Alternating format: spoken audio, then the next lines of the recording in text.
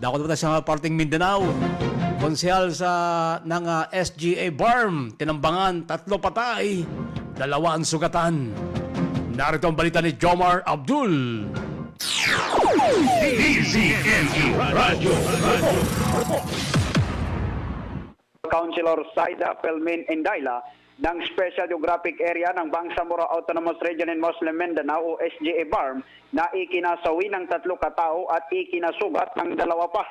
Ang insidente na naganap kahapon ng umaga sa Purok na Ligta, Barangay Salunayan, sa Midsayap, Cotabato ay nagresulta sa agarang pagkamatay ni Rahib Mamintal Wahab, 35 anyos, isang tricycle driver na tinamaan ng ligaw na bala, at Odin Indayla Dalgan, 31 anyos, habang binawian din ng buhay sa bahay pagamutan si Madron Somlay Indayla Jr., 48 anyos, isang litiradong sundalo at asawa ni Councilor Saida Indayla. Patuloy naman nagpapagaling ngayon sa bahay pagamutan si Councilor Saida Indayla at ang kanyang pamangkin na si Lani Indayla Yusuf, 20 anyos.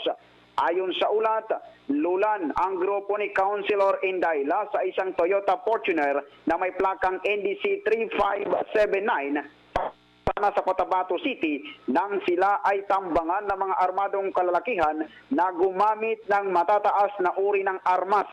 Mabilis na tumakas ang mga suspect sakay ng isang minivan at isang motorsiklo.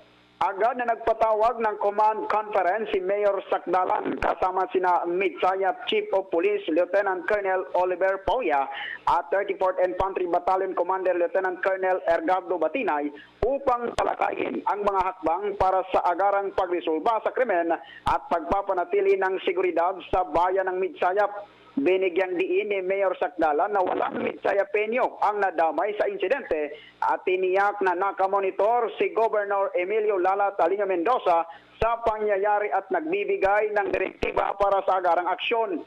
Nagpatupad na rin ang lokal na pamahalaan ng Midsayap ng karagdagang hakbang sa seguridad matapos sa mga naunang insidente ng pamamaril. Kabilang dito ang paglalagay ng bagong patrol base at detachment, pagbibigay ng motorsiklo para sa pagpapatrolya at muling paglalatag ng mga checkpoint. Inihikayat ngayon ni Mayor Sakdalan ang publiko na makipagtulungan sa local government unit ng Midsayap at ng law enforcement agencies upang mapanatili ang kapayapaan at seguridad sa buong bayan ng Midsayap. Mula dito sa rehiyon ng Bangsamoro, Jomar Abdul nagulat para sa Target on Air sa DZME 1530, ang Radyo TV. DZME Radio. Maraming salamat kay Jomar Abdul.